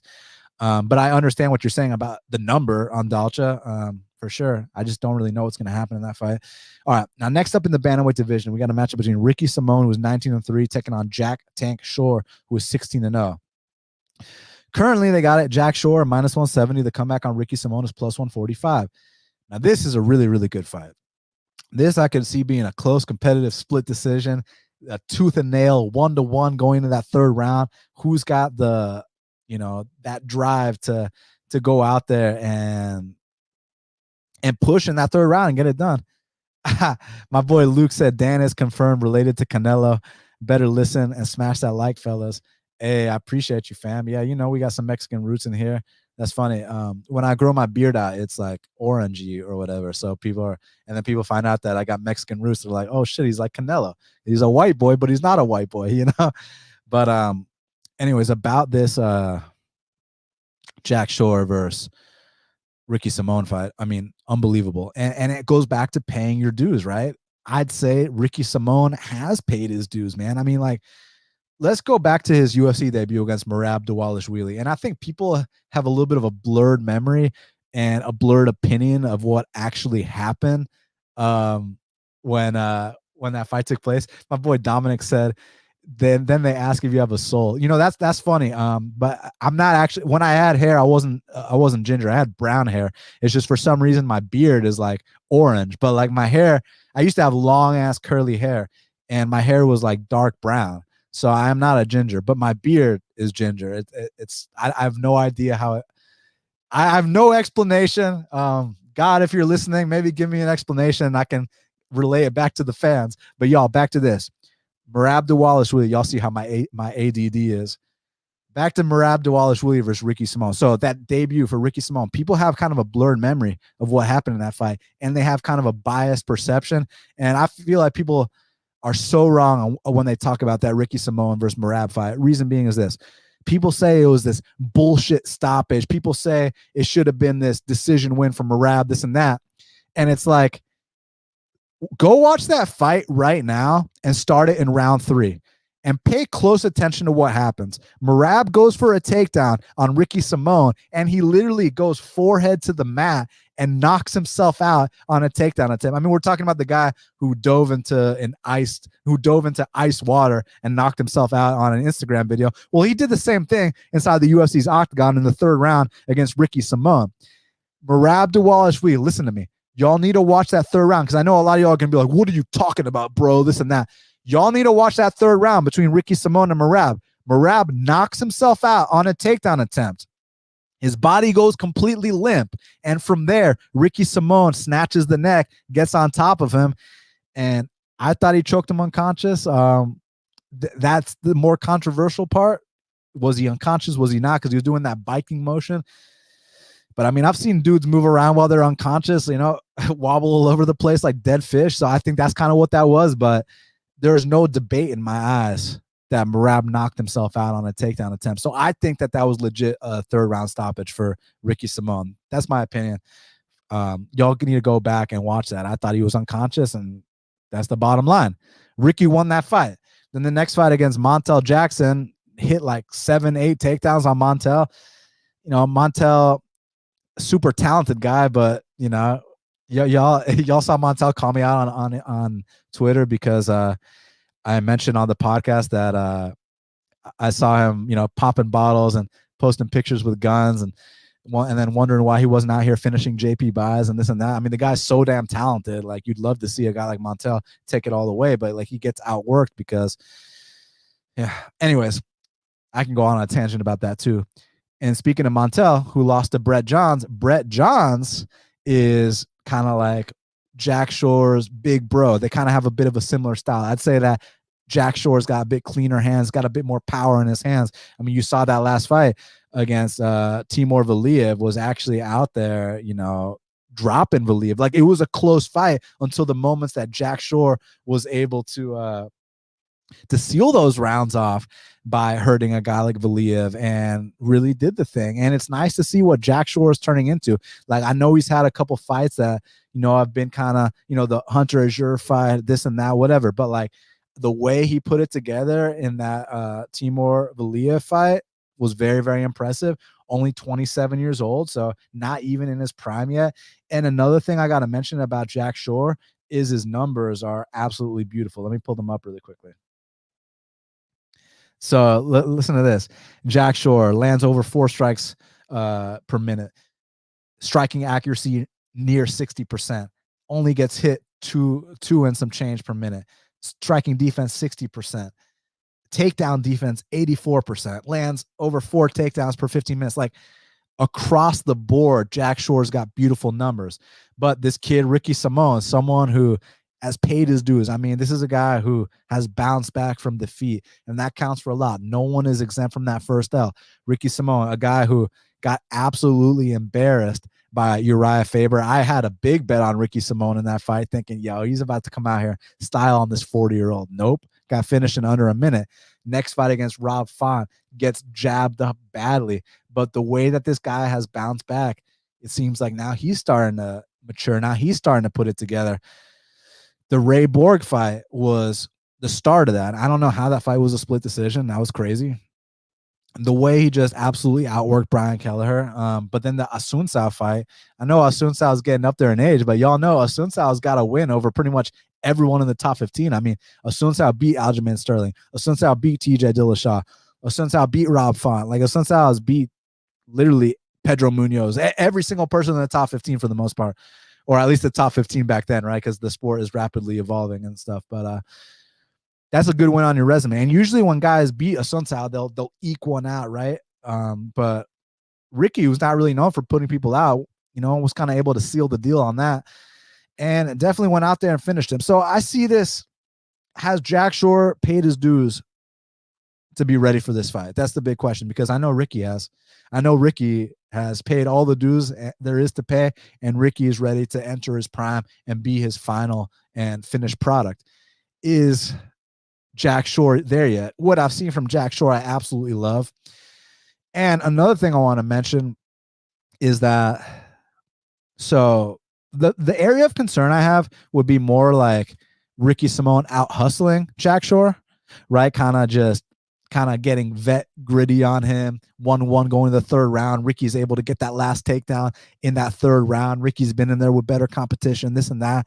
Like, Ricky's paid his dues. So I see it being a dog or pass situation from that perspective. But one area of concern I do have, people like to talk about the grappling in this fight, but I want to talk about the striking. Ricky definitely, offensively speaking, the striking is there, but defensively speaking, there's been some liabilities. And I'm not just talking about, the Uriah Faber fight where he got starched in under a minute. You go back to the fight against Anderson Dos Santos. He was dominating in that fight, and he just got floored and got choked out in that fight. Even the Ronnie Yaya fight, Ronnie Yaya dropped him and rocked him in that fight. I don't think he actually dropped him, but I think he had him on what Joe Rogan likes to refer to as Queer Street, had him doing the dance. You know what I mean? So Jack Shore's hands have been getting tighter. Jack Shore has been putting it together. You saw Jack Shore that last fight, definitely hurting a Russian and sealing the fight that way. So that's how I see Jack Shore's edge in this fight, being actually a little bit more power, a little bit more accuracy on the hands. But Ricky Simon's edge is just that veteran savvy. He's paid his dues. He knows what defeat is like. He knows what it means to pick himself back up, and he just pushes a relentless pace. So I think at the betting window, it is a dog or pass situation. If this is truly that split decision 50-50 fight that I kind of view it as. But chances are that one guy might dominate. I just don't know who that one guy is going to be. I lean sure, but dog or pass, in my opinion. Dog or pass, but we'll see. Damn, 100 something plus you, 110 plus you. Y'all do me that favor. Smash that like button for me. Hit the subscribe button. I truly, truly appreciate it. Now let's talk about this prelim between Bill Algeo and Herbert Burns. So next up in the featherweight division, we got a matchup between Bill Algeo. He's 15-6, taking on Herbert Burns, who is 11-3. Currently, they got it. Bill Algeo minus 200, y'all. The comeback on Herbert Burns is plus 170. So one thing I wanted to mention about this, Vegas was saying minus 120 Algeo, plus 100 Burns. Okay, so Vegas wasn't thinking no minus 200 on Bill Algeo in this spot. And another thing, if you look at all the lines for these Herbert Burns fights, minus 400 against Derek Minner, minus 275 against Evan Dunham, minus 290 against Daniel Pineda. Now he's like a plus 175 dog against Bill Algeo. Interesting. Because the thing about this guy, Herbert Burns, he's kind of like where his brother was at when his brother first came into the UFC. The striking defense isn't quite there. There's some questions about the gas tank, of course, but jiu-jitsu wise, I mean, this guy takes your back. This guy throws something up. I mean, chances are he's locking it in. And one thing we got to mention about Bill Algeo, we have to mention this, y'all. Y'all know how many times Bill Algeo has been taken down, right? He gets taken down every single fight. Got taken down 2 times against Joe Anderson Brito. Got taken down 8 times against Ricardo Ramos. Got taken down 4 times against Spike Carlisle. Got taken down 5 times against Ricardo Lamos. Got taken down 3 times against Brendan Loughnane. So, like, to me, I think Herbert Burns is going to be able to take this guy down and get on top of him. It's just what happens from there. That's the big question, because Algeo is a black belt too. Now, there's black belts and then there's black belts. I think if these guys put on the gi and we go to the ADCC trials, we go to Abu Dhabi, whatever they want to do, Herbert Burns is tapping him out. But we don't got the gi on here, unfortunately. So it's one of these things where it's like, Algeo is really good at like getting dominated and then gassing you out and then coming back and pointing you up. It's just like a thing he keeps on fucking doing, man. Like, I bet on Joe Anderson Brito in that fight, and it was looking good. It was 1-1 going in that third round. The start of the third round is looking really good, and then Joe Anderson Brito gives up his back, and then that was it. It just came back to one scramble in that fight. So I heard some rumors about Herbert Burns, being sick and having a terrible weight cut and this and that. For his fight against Pineda. So I heard, now I'm not making excuses. I'm just saying that might have been why he has such an epic drop off in that fight and why things materialized the way they did. But I also want to say that fight was in August 2020. So whatever issue he had back then, this guy's had plenty of time to get his shit together and come back, address those mistakes, and hopefully, come back better. Because, I mean, we're dealing with a guy who's got some legit ass wins on his resume. I mean, back in the day, he beat that Timofey guy, the dude that knocked out Eddie Alvarez. He submitted him in the first round. He went out there against Nate Landwehr, knocked him out in the first round. Like, it's not easy to go out there and finish a guy like Nate Landwehr. Like, Nate Landwehr took some shots that last fight he had and pulled off a tough one against Ludovic Klein. So he's got some good stuff going on in that first round. It's just, historically speaking, when fights go past the first round, that's where you have to worry about Herbert Burns, because his style requires a lot of energy. Any of y'all that have grappled, especially with no gi, that shit's fucking tiring, man. Especially when you're as submission reliant as a guy like Herbert Burns is, man. I mean, you go for that locked in Darce choke attempt like he had against Nate Landwehr, and Nate somehow survives. Well, your arms are now gassed out. Nate started having some moments of success, but Nate ends up getting caught with that knee. That was nice. Herbert bailed himself out with that. It's just, I see Herbert Burns winning this first round. I really do. I think he's going to take down Bill Algeo. I think he might even pass the full mount. And if he takes the back of Algeo, I know Algeo is a black belt too, but like I said earlier, there's black belts and then there's black belts. I could possibly see Herbert Burns getting him out early. It's just that Bill Algeo is one of these long and slippery and just like unorthodox guys who gets into these bad positions just so he can scramble out of them. And then you're so fatigued. And then he starts pointing you up and he edges fights out. So that's the thing. But like a more physically imposing guy can definitely come out there and dominate a guy like Algeo. Like I mentioned the takedown numbers. This guy gets taken down every single fight multiple times. So the reason I'm talking the way I'm talking is because Vegas was saying minus 120 Algeo. Public is saying minus 200 Algeo. Those are two completely different lines. So I low-key think this is a dog or pass situation. I am hesitant. Obviously, the recency bias of how Herbert looked that last fight was not good optics. Obviously, it looked really bad as the fight got extended, you know? And you don't want to be in those spots against a cardio machine like Algeo. No questions asked.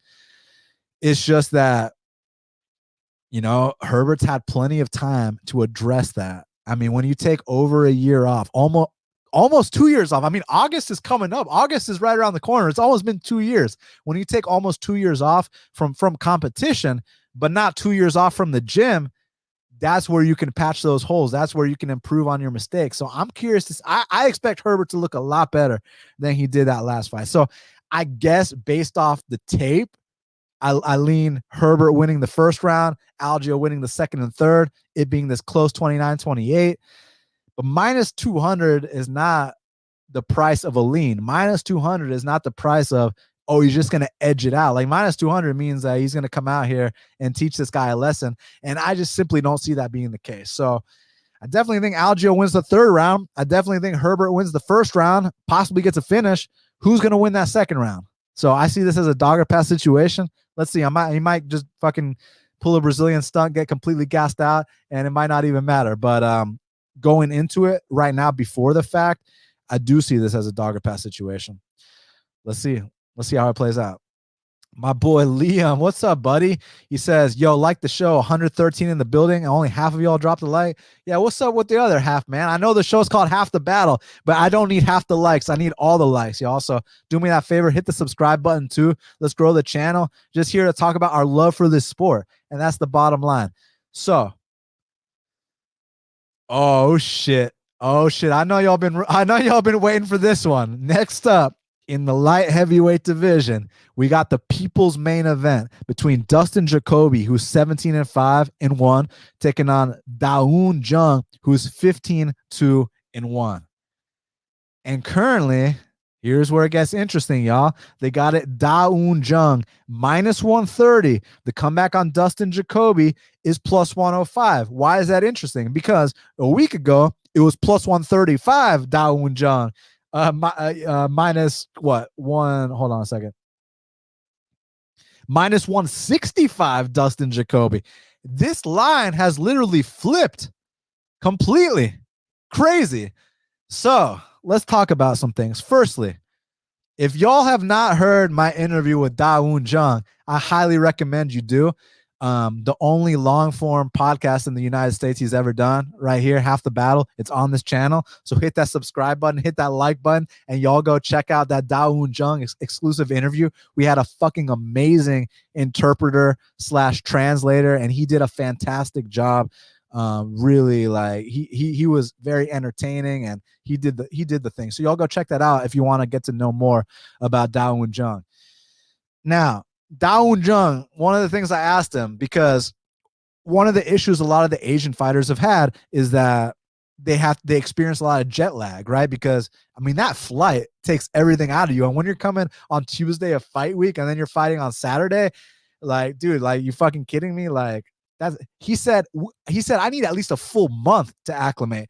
And let me actually bring that up, because in the Li Jingliang fight, I didn't bring that up. Reason being is that Li Jingliang has actually spent the last 3 to 4 months in the United States. So the jet lag is not going to be an issue with Li Jingliang, because I know in China, Li Jingliang is unbeatable. And then there was always a thing, well, what happens when he fights outside of China? Well, in this fight, if Muslim Salikhov beats him, he's going to beat him fair and square, because Li Jingliang is fully acclimated to the States. He's been here for 3 or 4 months. Dawoon Jung, on the other hand, now, Hey Rex, if you're in here, let me know how long Dawoon's been in the States for. But I'm guessing no more than 2 weeks, no more than 3 weeks, maybe 1 week. So Dawoon might be dealing with that jet lag. Now, let me just say this. I am horrendous at calling Dawoon Jung fights. Like, I laid the chalk on Dawoon Jung against Sam Alvey, thinking it was just going to be one of the easiest bets of the year. Easy parlay leg. What was it? Minus 350, minus four something. I was like, dude, you're telling me that this stud prospect is not about to come out here and sleep Alvey easy? Nope. He wasn't going to sleep him easy. And I do have kind of a hot take on that fight. I actually low-key still felt like Jung, even on his worst day, beat Alvey, but I'm not going to get into that. The bottom line is it wasn't the performance I expected.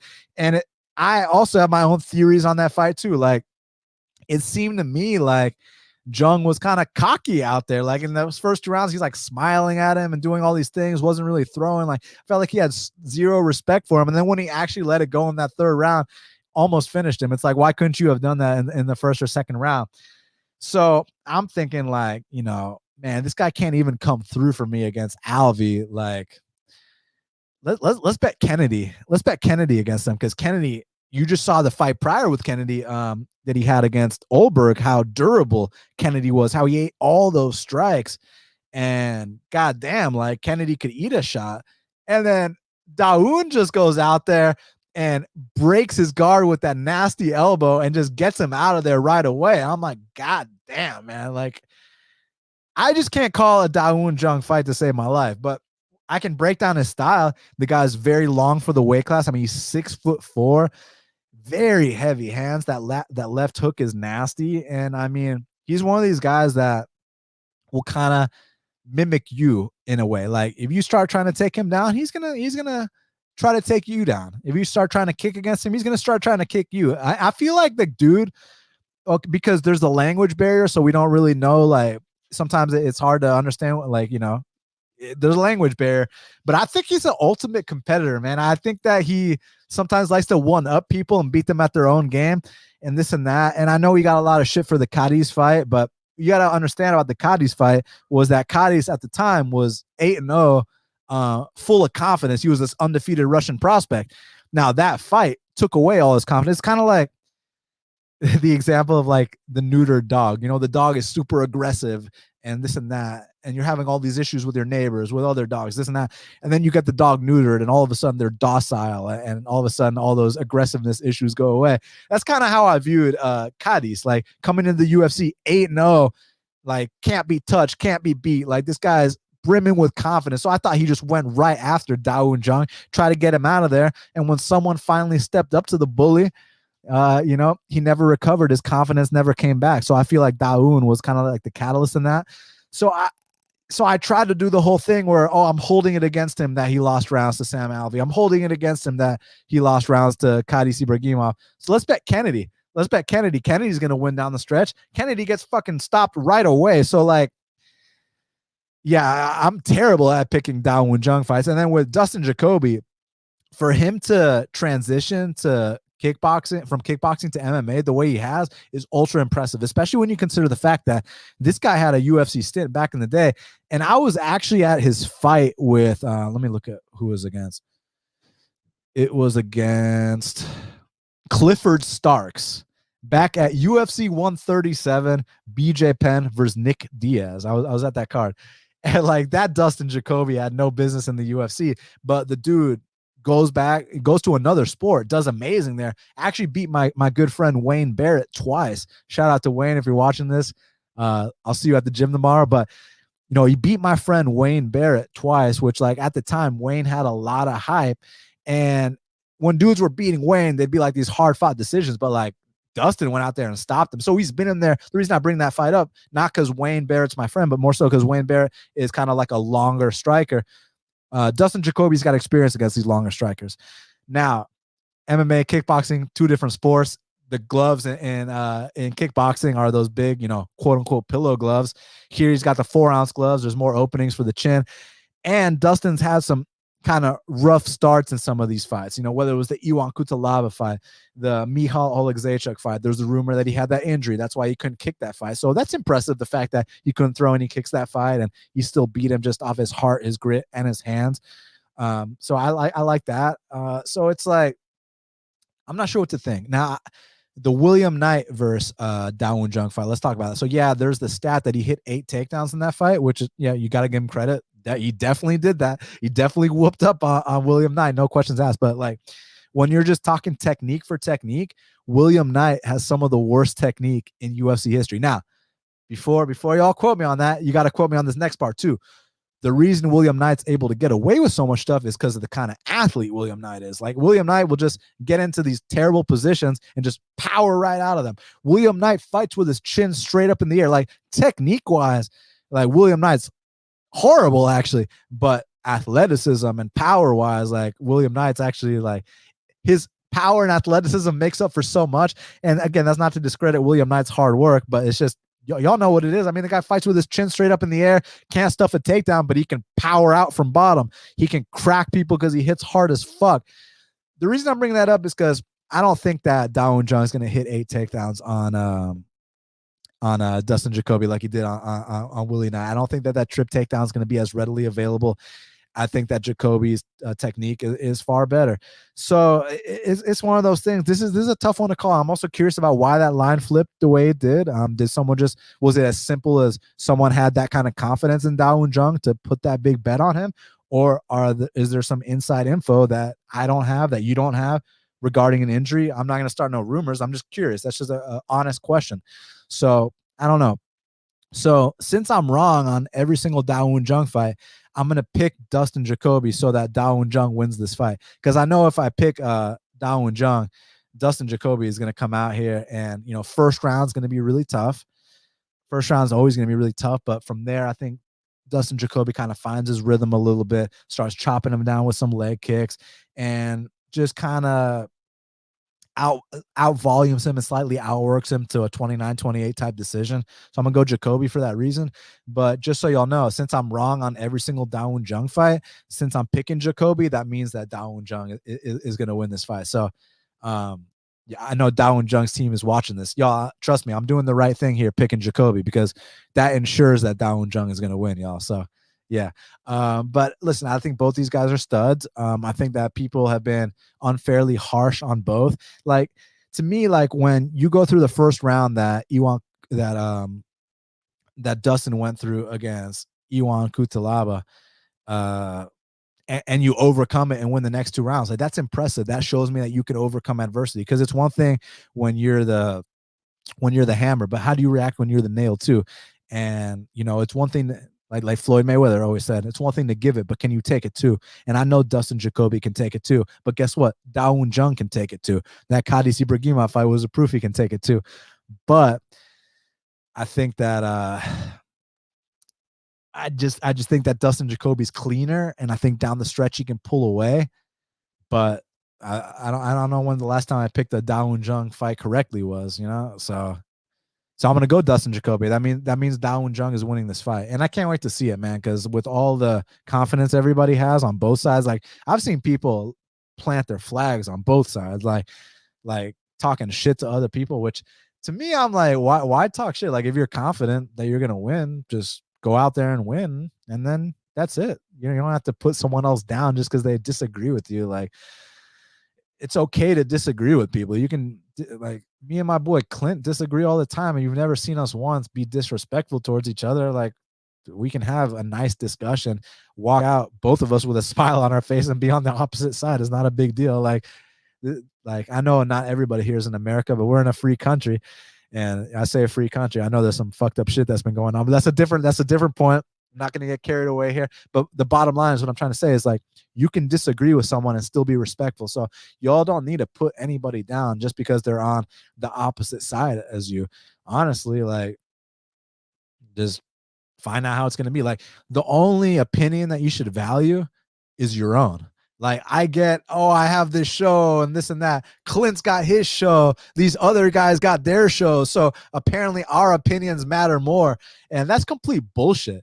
Like, I just try to share my thoughts, I feel like I'm in the game and this and that, whatever, and take my thoughts for what they're worth, but form your own opinion at the end of the day. You know what I'm saying? I'm not going to be right all the time, and I'm wrong a lot of the time, So, But at the end of the day, you got to form your own opinion. And if you disagree with someone, you don't need to fucking call them names. You don't need to be mean to them. Just, have confidence in your own pick. Have confidence in your own read. Because at the end of the day, they're not making the bets for you. At the end of the day, they're not paying your bills like these other guys that are betting their own bets.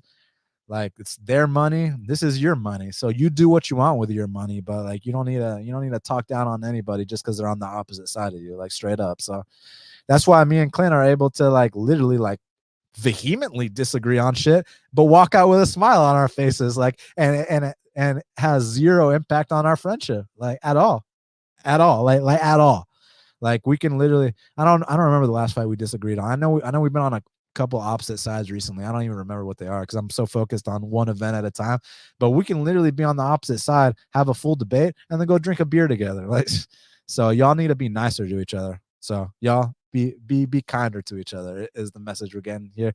Is the message I'm getting to here. Trust your own gut. I mean, if you want to listen to me, you find me entertaining. Maybe I give some information that you won't hear anywhere else or this or that. Okay, that's cool. Yeah. But at the end of the day, form your own opinion and trust your own read, because I'm not the one spending your money. You're the one spending your money.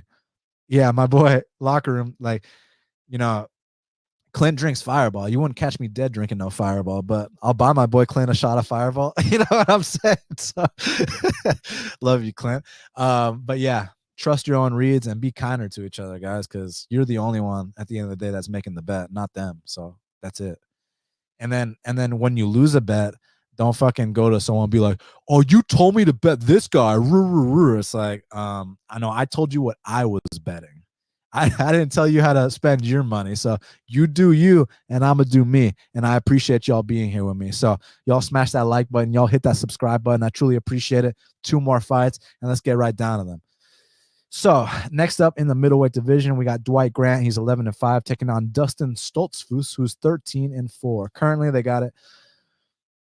Well, let's talk about the JSJ23 said, "You a Scotch guy?" Yeah, I'll drink some Scotch. I like whiskey ginger is usually my go-to, but I like shots of Patron too. It just depends on my mood. Depends who I'm out with.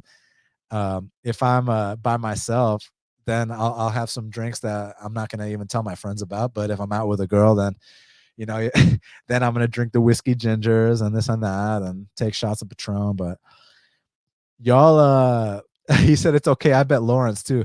Yo, okay. You got all the right in the world to bring up the Lawrence bet, no doubt about it. But how come everyone only brings up the Lawrence bet, which was, not the biggest bet in the world, but no one says a fucking thing about Fiziev, who I risked 5 units on, who was like one of my biggest bets of the year. How come no one's like, damn, the big bet won? Oh, the not so big bet didn't win. Whatever. We move on. And someone else was like, you got to stop talking about these relentless wrestlers. And I'm thinking to myself, well, just because Ronnie didn't win doesn't mean that the relentless wrestling talk is bullshit, because how did Ronnie lose? He lost via relentless wrestling. Like that dude, Saeed Yacoub, confirmed everything that I've been saying this whole time, which was that these guys that can attempt takedown after takedown after takedown without getting discouraged are going to be massive matchup problems. And that's exactly what Saeed Yacoub did. So he literally did what I thought Ronnie was going to do to him. So that style, once again, is proves that it's going to win long term. So I just had the wrong guy. But where's the Fiziev love? But I don't need no love. I had my money down. It is what it is. Now, Dwight Grant versus Dustin Stotzfus. So people are saying Ronnie had a staph infection. Dude, I've seen people win with staph infection. So again, you'll never see me making excuses. Whenever I lose a bet, I always give credit to the other guy, and I move on. Like, that's it.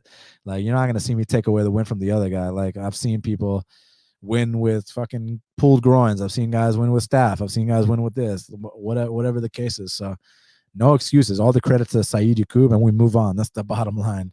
But anyways, Dustin versus Dwight.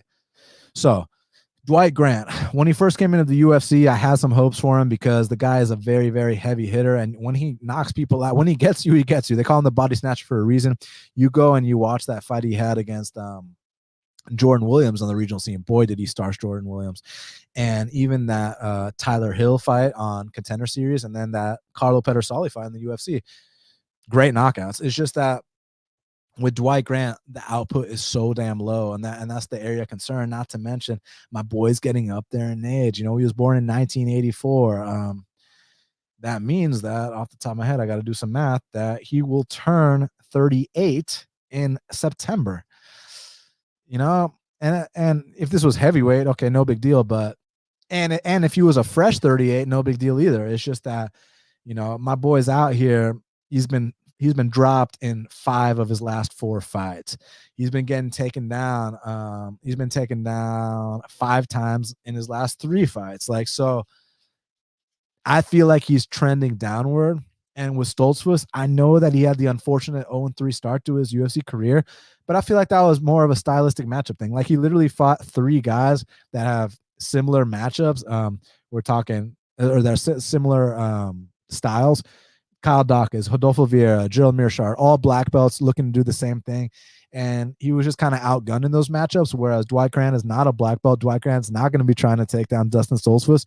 Dwight Grant is going to circle around the cage, telegraph a big overhand right, and eventually follow up with a big left hook. And if Dwight Grant can catch Dustin Stotzfus, well, then he deserves to win the fight. But besides that, I think that Dustin Stotzfus is actually better across the board. Again, these 3 fights that he's lost are polar opposite matchups than Dwight Grant. Does Rodolfo Vieira fight anything like Dwight Grant? No. Does Gerald Mearshart fight anything like Dwight Grant? No. Does Kyle Dawkins fight anything like Dwight Grant? No. So to me, that doesn't mean anything. To me, the way Dustin would lose this fight is if he comes out here and stands and bangs with Dwight Grant. Not saying he can't win that fight, but that's where he would lose that fight, getting caught by a heavy hitter like Grant.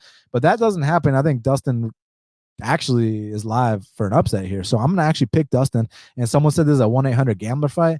Maybe if you lay chalk on Grant, but I actually think this is a sneaky underdog spot for Dustin Stotzfus. People are down on him.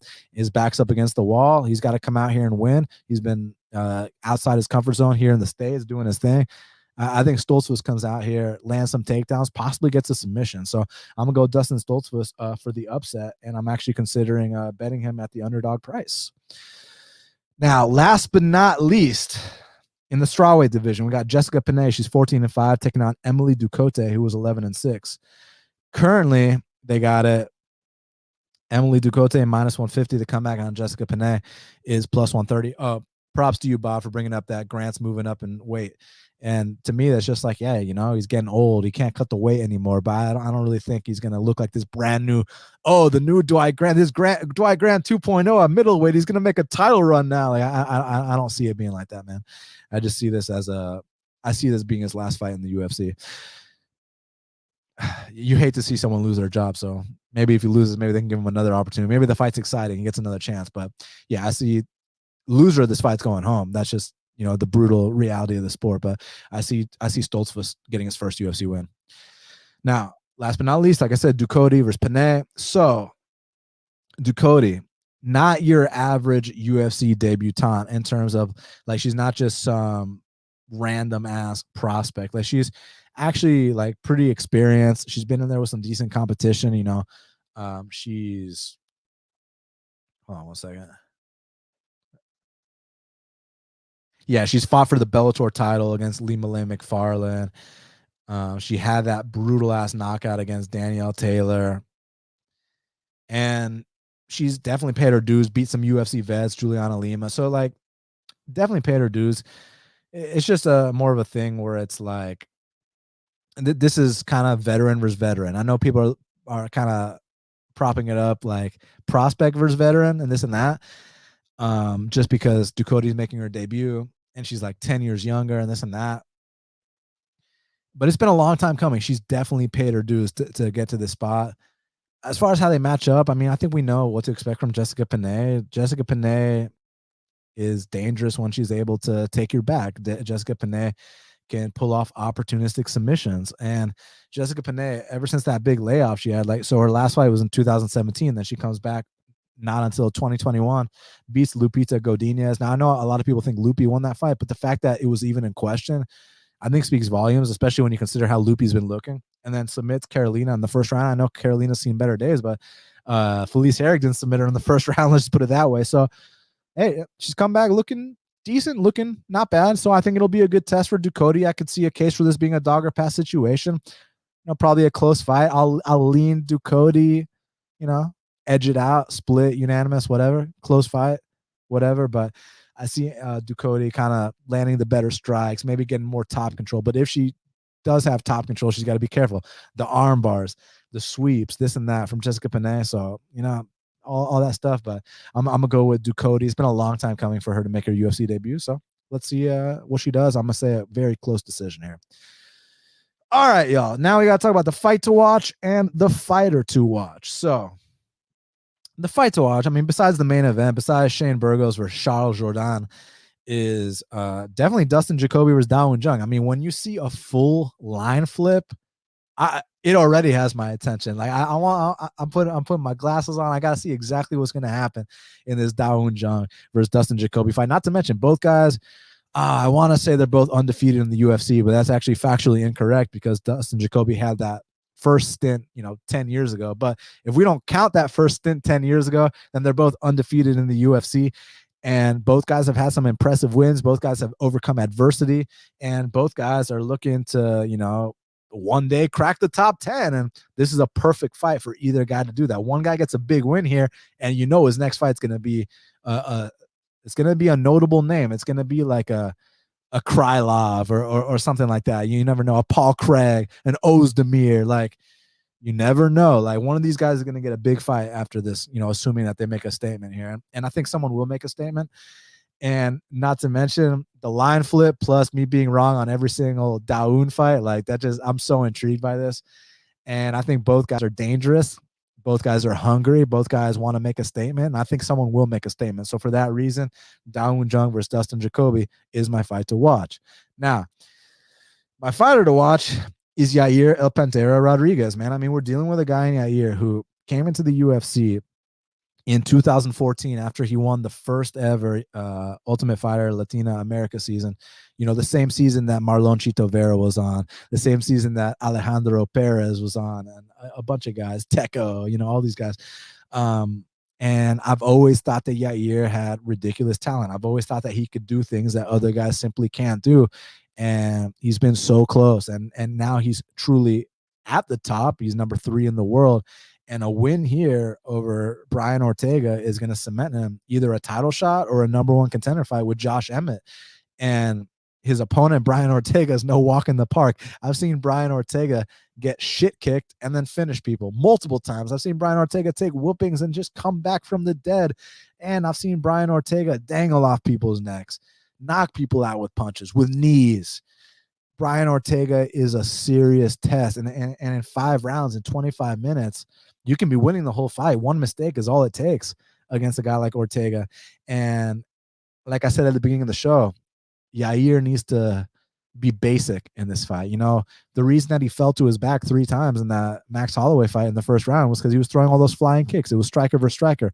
Well, this is not technically on paper striker versus striker, even though Ortega has, put a couple people out with strikes. This is a fight where avoid the ground like lava, like whoever said, right? So I'm curious to see if Yair dials it in for this one. Keeps it simple, keeps it to the basics, and comes out here and can outland him throughout the course of the fight. So for that reason, Yair is my fighter to watch. And a win here and a title shot with Mexico behind him, Yair versus Volk is a big fight.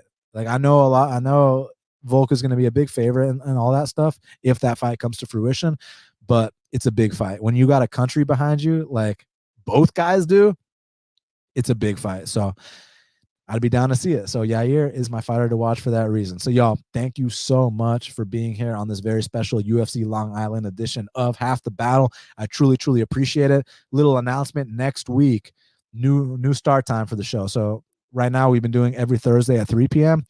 We're moving it back a day to Wednesdays at 3 p.m. Eastern time. So from now on, the breakdowns are From now on, the breakdowns are Wednesdays at 3 p.m. Eastern time because I'm starting real estate school. I'll be at school Monday, Tuesday, and Thursday. So Wednesday is like my free day. So I'll be doing the breakdowns then.